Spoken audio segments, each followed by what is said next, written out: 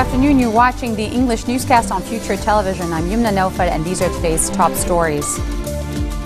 Floods of pilgrims gather to pray at Arafat, marking the most important day of the annual Hajj. Dozens killed by airstrikes in rebel-held areas in Syria hours after the U.S.-Russian agreement.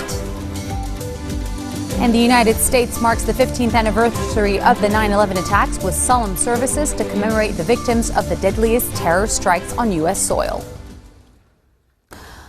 Muslim pilgrims started settling in Arafat near Mecca to mark the annual Hajj most important day, Arafah Day. Women, men and children from around the world, among those who speak different languages, are all united in prayer in Arafat. Many pilgrims are heading to Al-Rahma mountain to pray in peace. The day of Arafah is considered the most important day during the Muslim pilgrimage of Hajj. It is also the site where Muslims believe the Prophet Muhammad delivered his last sermon to believers.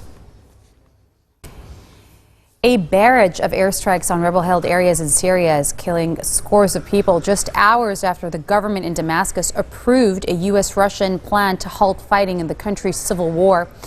It is not immediately clear yet who carried out the raids, which hit the key northern cities of Idlib and Aleppo, but they came as the newly brokered ceasefire was set to begin on Monday, the first day of the Muslim holiday of Eid al-Adha, allowing much-needed aid to reach the sieged civilian population. The Syrian Observatory for Human Rights said 58 people were killed in raids on various neighborhoods of Idlib city. Turkish President Tayyip Erdogan says that Kurdish militants have been trying to step up their attacks since a failed coup attempt in July, and that they have a clear aim of disrupting Turkey's military operations in Syria. Erdogan said in a message to mark the Muslim Eid of al-Adha that Turkey had a duty to finish off ISIS in Syria and prevent it from carrying out attacks in Turkey, and that the military incursion launched 2.5 weeks ago was a first step in that ambition. Coming up next, we'll commemorate the 9/11 attacks 15 years later with John Arovasis. Stay with us. We'll be right back.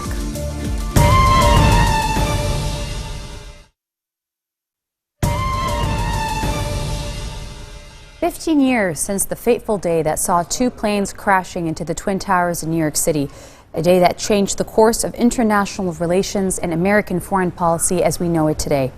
A day that instills a mixture of fear and sadness still after all these years. September 11th, 2001. On the line with us, live from Chicago, Illinois, is John Arovasis, a Democratic political consultant and the editor of America Blog. John works in New York City as a social media marketing consultant and as the editor and founder of America Blog, one of the U.S.'s oldest and most influential political blogs.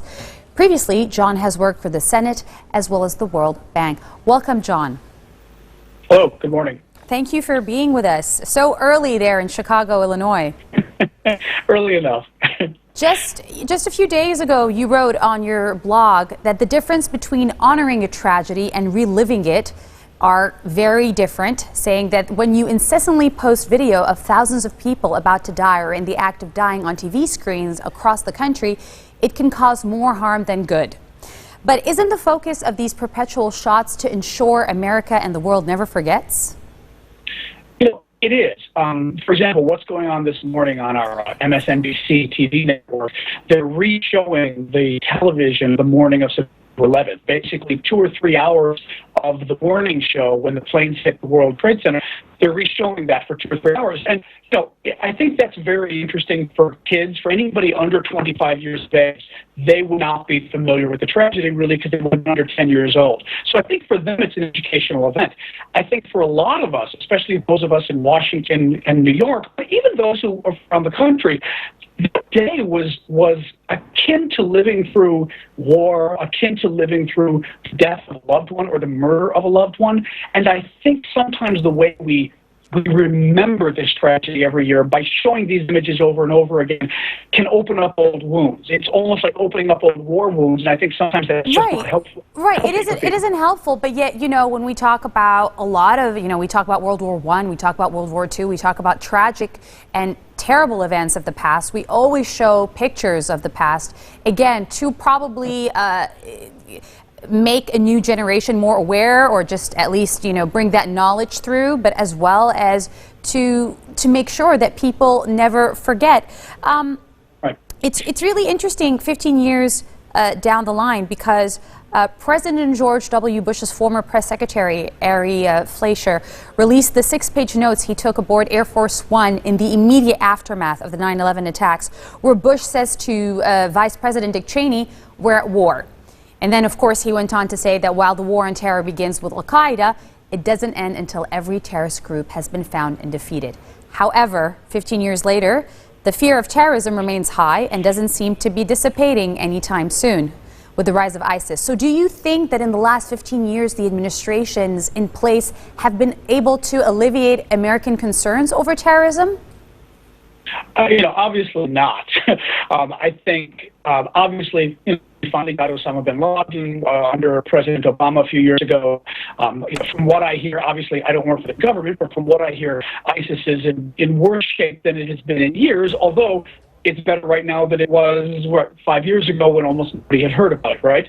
So, right. The problem, obviously, and I'm going to tell your audience something we all know. I don't know that we're ever going to defeat terrorism. This is a new form of warfare, or frankly, maybe a very old form of warfare that it's not clear we're ever going to be able to defeat. The question is, obviously, trying to disrupt these organized groups like Al-Qaeda, like ISIS, whether they're supported by actors or whether they're just very ISIS.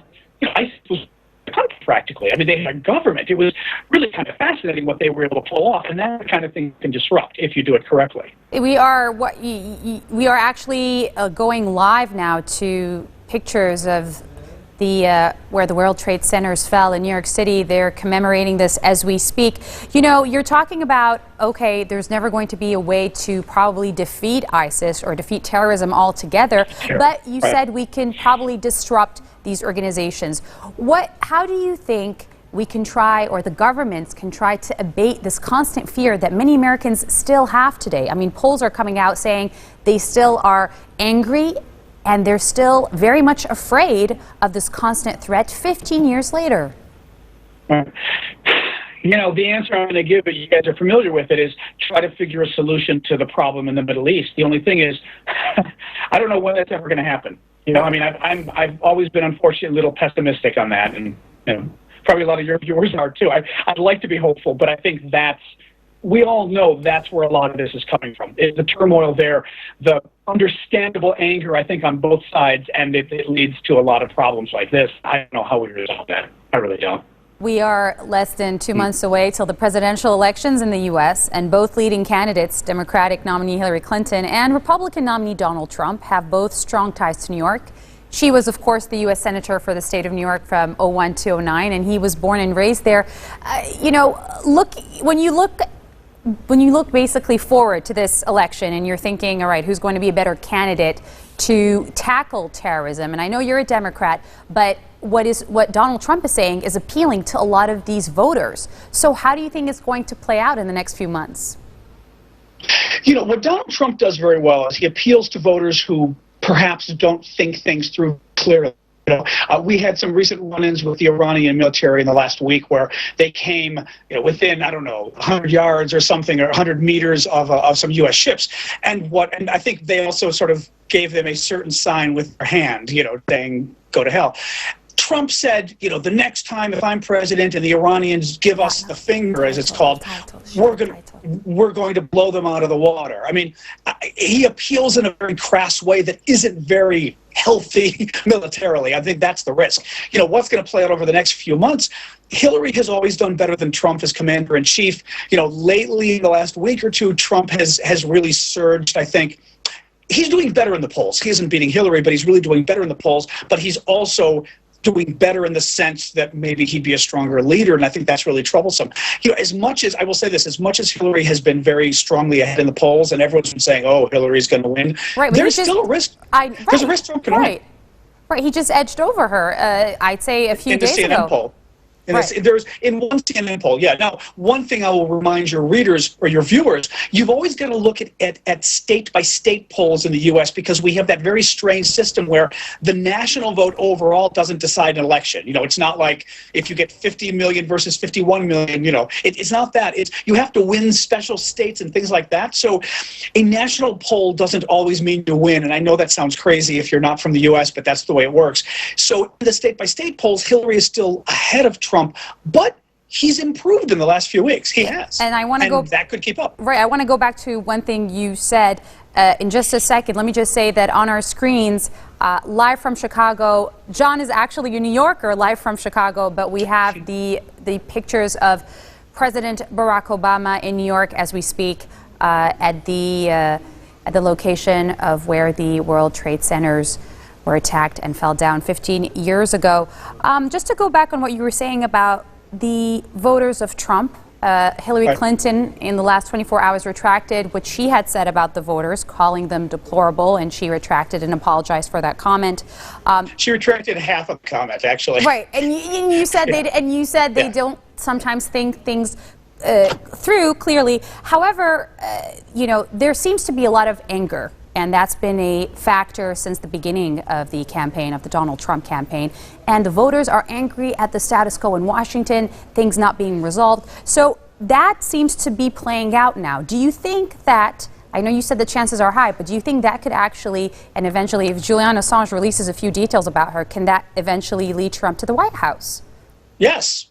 I mean, I don't really trust Julian Assange, and I don't mean that as a person, but I mean, he's made a lot of these threats already about, all these documents about Hillary, and he hasn't released them. So I don't know what he's up to, but you're right. If he were to have some killer document, maybe it could make a difference. It made a difference, certainly, in the previous documents he released.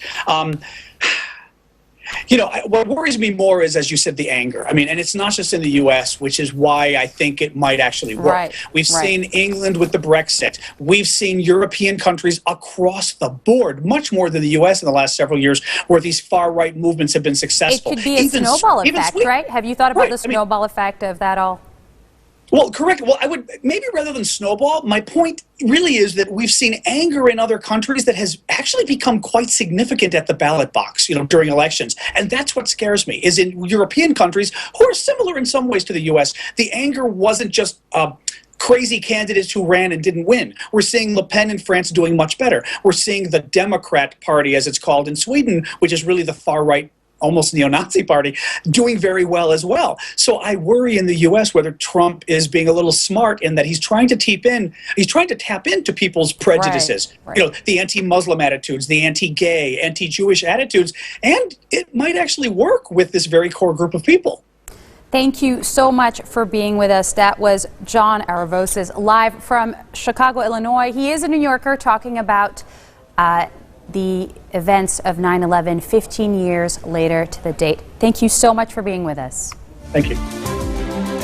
And on that note, we end our newscast for today. Let me remind you of our headlines. Floods of pilgrims gathered to pray in Arafah, marking the most important day of the annual Hajj. Dozens killed by airstrikes in rebel-held areas in Syria hours after the U.S.-Russia agreement. And the United States marks the 15th anniversary of the 9/11 attacks with services to commemorate the victims of the deadliest terror strikes on U.S. soil. I'm Yumna Nova, live from Future Television. We wish all our viewers a happy Eid. Have a good one.